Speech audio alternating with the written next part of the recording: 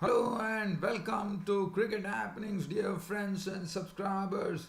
Well, you might be wondering that yesterday there was no daily cricket show, and the reason was that the day night test match between West Indies and Sri Lanka was going on. So that's the precise reason I couldn't come over and give you the daily cricket show because it goes, being a day night test match, it goes towards night and it becomes increasingly difficult. But yes, being a weekend, I'm out here on a Sunday speaking to you all, and I'm going to definitely catch up the live action which is happening at Manchester in Old Trafford, where on a very good batting pitch, Australia succumbed to be all out for 205. And as I'm giving you the live update, England are not doing any better as they are also struggling right now. When I'm looking at the board here, they have lost their 5 wickets, are down for 55 runs right now, so they're in some real trouble. Billy Stanley is the one who has hit them hard with 3 strikes from the top of the order. Well, so that is a live cricket update which I'll be giving you, but definitely we'll be talking about the first ever day night test match that happened in the Caribbean yesterday at Kensington Oval, Bridgetown, Barbados, under lights with a pink ball. Yes, we do definitely had rain interruptions.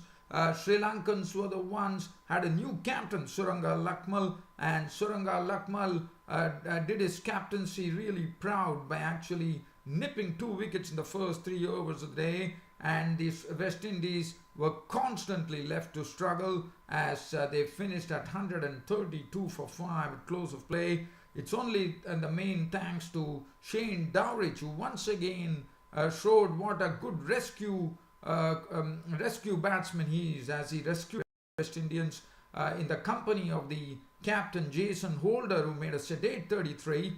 Dowrich was 60 not out. So I'm going to catch up with all the live, not only the live action which is happening at Manchester in Old Trafford, but I'm also going to talk, giving you a small summary about the first day's play in the first ever day-night test match which was held in the Caribbean for the first time. So let's talk about the game. So West Indies, Sri Lanka, it all started off, the third test match started off with Suranga Lakmal, the Lankan captain, winning the toss. Sorry, it was Jason Holder who actually won the toss. And definitely looking at Kensington Oval, Bridgetown in Barbados, there was a good crowd assembled, being a weekend. Pink ball, under lights, it was a magnificent sight at the at a Kensington Oval, Bridgetown, Barbados. Traditionally a fast bowler's pitch, no doubt about it.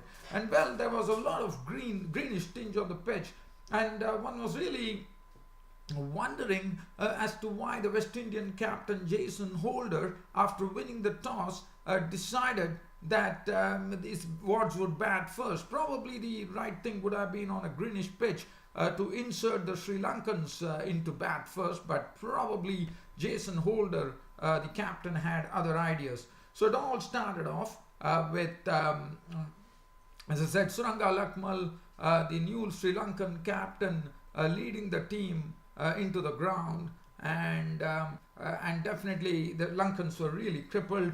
As I said, there's no Chandimal. Rangan had a thought of the injury, and also Michael van der Sey, the leg spinner, who was taken in as a reinforcement, has been sent back to Sri Lanka on a breach of a player's contract. So he's been sent back to Sri Lanka on disciplinary grounds. So Brathwaite and Devon Smith opened the innings, and as I said, it was a greenish tinge on the pitch, and Suranga Lakmal, the captain, was bowling in the right areas, and he got the first wicket for them with the final ball of his first over, and the victim was Devon Smith. Now this has been, as I said, Devon Smith has got a good comeback. This was a ball which was outside the off stump, and he forced Devon Smith to have a poke at it, which he did, and Dhananjaya was the one who took an easy catch. So Devon Smith was gone. Caught De Silva bowled Lakmal for 2. So 3 for 1 the West Indies. And after that we saw Lairu Kumara getting into the act, and Lairu Kumara was also making good use of the conditions.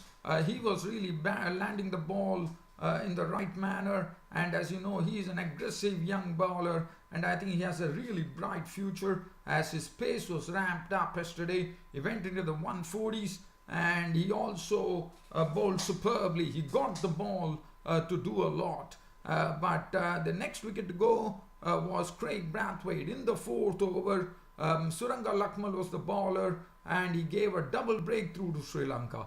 Now that was an handiwork of some brilliant fielding coming in from the man who had come to replace Angelo Matthews, Danishka Gunatilaga. It was a beautiful catch. What a catch it was. In fact, it was some extra bounce for Suranga Lakmal and some away movement as well. And that totally squared up Craig Brathwaite, and the leading edge was going, the ball was just lobbing into the point region, but Gunatilaka was simply magnificent. He dived full length forward and picked up a real stunner there. And that was the end of Craig Brathwaite. Caught Gunatilaka, bowled Lakmal for 2.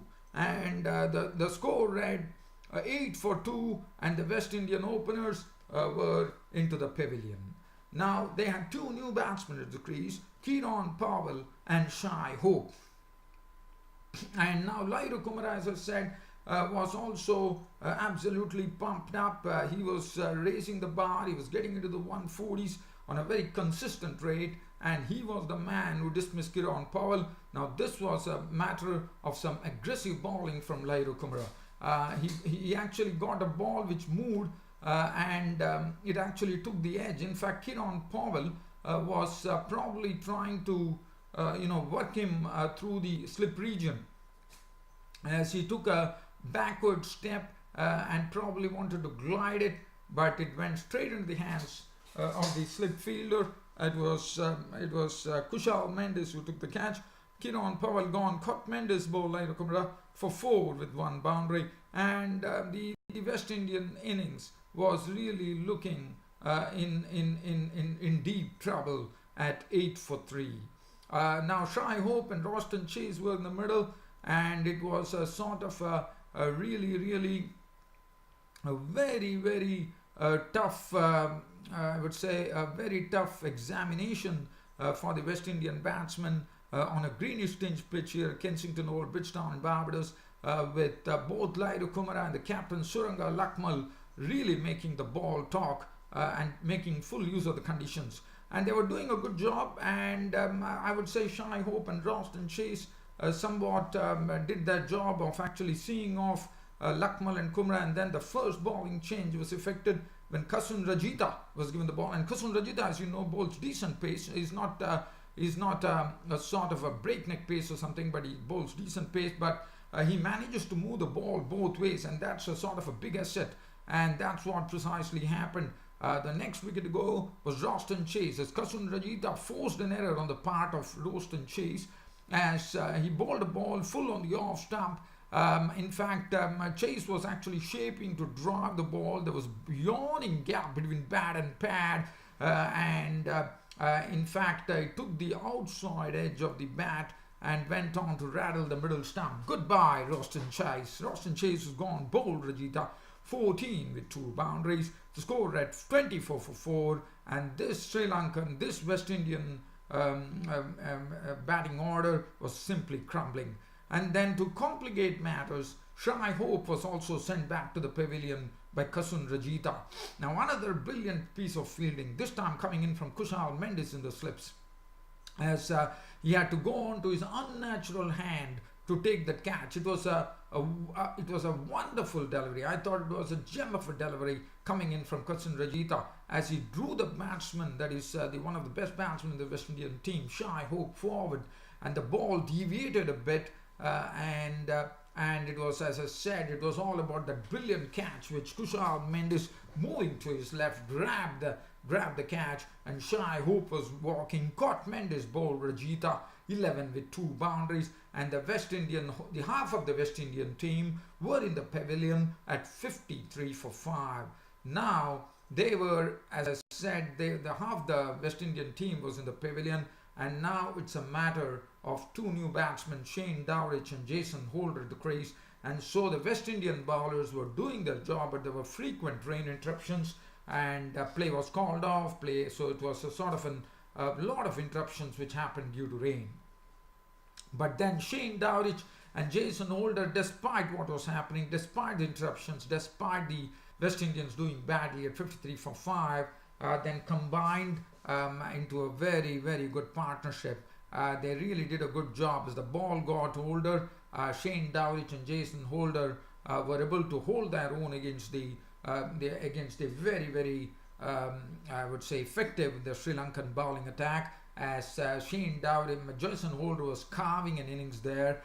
They're playing some very good strokes at times, but Shane Dowrich was not leaving anything which was pitch short. He was dispatching it for boundaries, so he was getting into the pull shot in wonderful fashion. Shane Dowrich and Jason Holder added 79 unbroken runs for the 6 wickets, and finally when stumps were drawn for the day, even though, as I said, the play was called up early because of rain, the score read 132 for 5, and definitely the day belonged to Sri Lanka. Shane Dowrich was not out on 60, so Shane Dowrich is showing that what a good crisis man he's turning out to be for the West Indies. I think Shane Dowrich is the best thing to happen for the West Indies as far as the wicketkeeper batsman is concerned, because we've seen in the past that Dinesh Ramadhin has been struggling. Shane Dowrich not out 60, 8 boundaries into his name. Jason Holder was not on a sedate 33 with 6 boundaries as West Indies closed the day. Suranga Lakmal, 15 overs, 4 minutes, 2 for 42 on his captaincy, did a good job. Laido Kumara, 16 overs, 5 minutes, 1 for 40 for Laido Kumara, ramping up the pace there. Rajita, 10.2 overs, 1 minute, 2 for 36, did a wonderful job. Pereira, 5 overs, 1 minute. There was just a bit of spin that we saw in that match there. And the second day's play, one does not know what the forecast is, but nevertheless, it should be an interesting day's play coming up on the second day. The Kensington Bridgetown Barbados, the pink ball did everything it could be, and as I said, they got Kensington Old Bridgetown Barbados having the similar traditional feel where the fast bowlers always rules the roost. So from here, let's get on to some live cricket update. But as I'm talking to you, England are slowly, briefly trying to recover with the help of Butler and Moeen Ali at the crease. Right now, when I'm talking to you, this is the final one-day international which is being played between Australia and England at Manchester in Old Trafford. And as you know, Australia have never beaten England hollow 5-0, and this is their best bet right now. And they are definitely, I wouldn't say that they're inching towards that, but because Australian bowlers are trying their best to stop England in their tracks here. And talking about this game, just talking about Australians were the ones who actually won the toss, and they had no hesitation. Tim Payne wanted his wards to bat first, and let's have a look at what really happened.